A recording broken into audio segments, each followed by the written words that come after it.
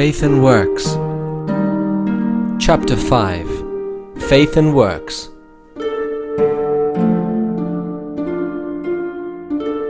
Without faith it is impossible to please him, for he that cometh to God must believe that he is, and that he is a rewarder of them that diligently seek him.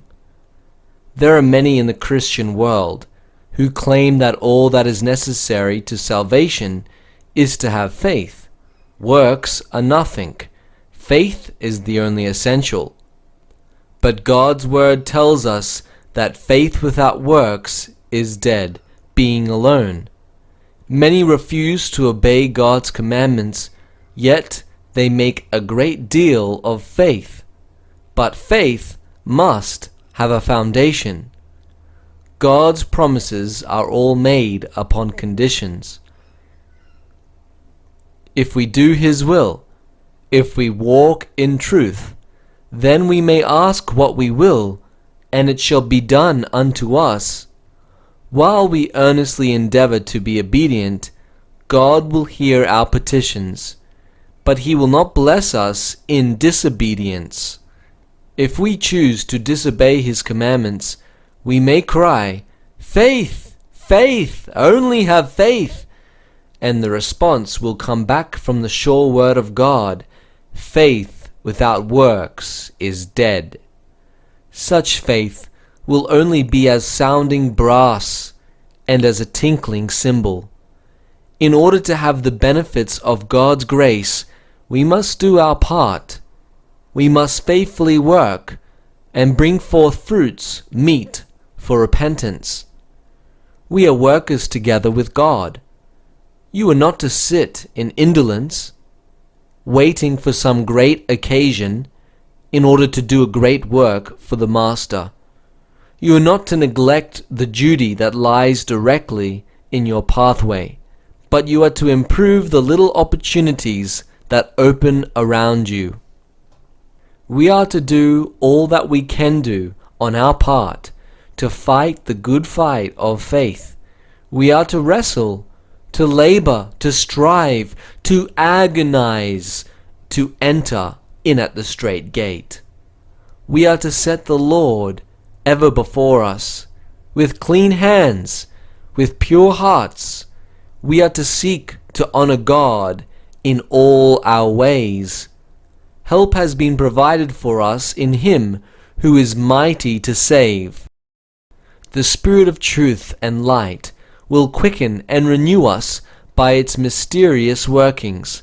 For all our spiritual improvement comes from God, not from ourselves.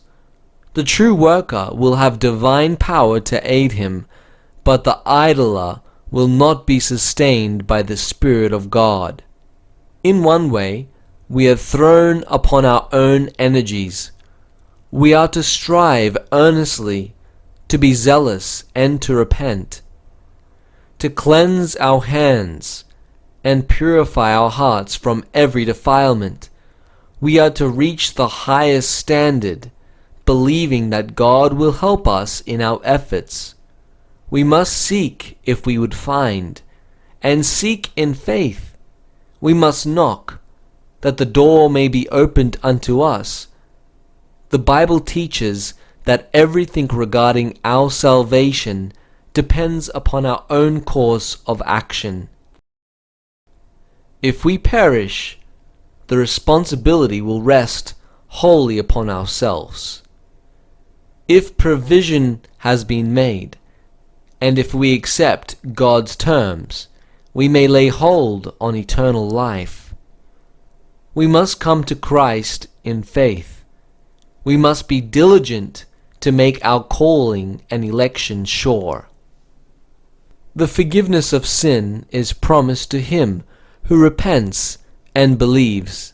The crown of life will be the reward of him who is faithful to the end. We may grow in grace by improving through the grace we already have. We are to keep ourselves unspotted from the world, if we would be found blameless in the day of God. Faith and works go hand in hand. They act harmoniously in the work of overcoming. Works without faith are dead, and faith without works is dead. Works will never save us. It is the merit of Christ that will avail in our behalf. Through faith in Him, Christ will make all our imperfect efforts acceptable to God. The faith we are required to have is not a do-nothing faith. Saving faith is that which works by love and purifies the soul. He who will lift up holy hands to God without wrath and doubting will walk intelligently in the way of God's commandments. If we are to have pardon for our sins, we must first have a realization of what sin is, that we may repent and bring forth fruits meet for repentance. We must have a solid foundation for our faith.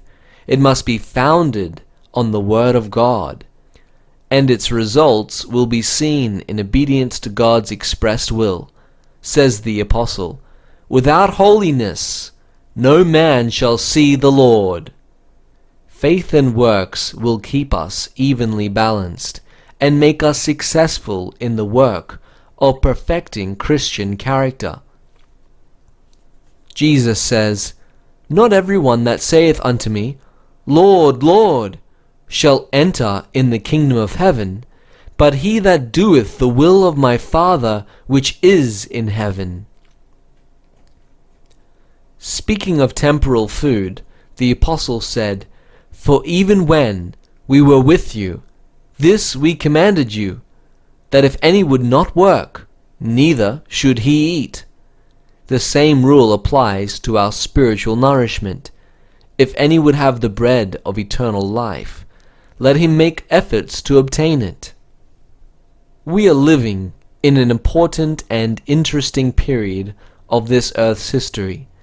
We need more faith than we have yet had. We need a firmer hold from above.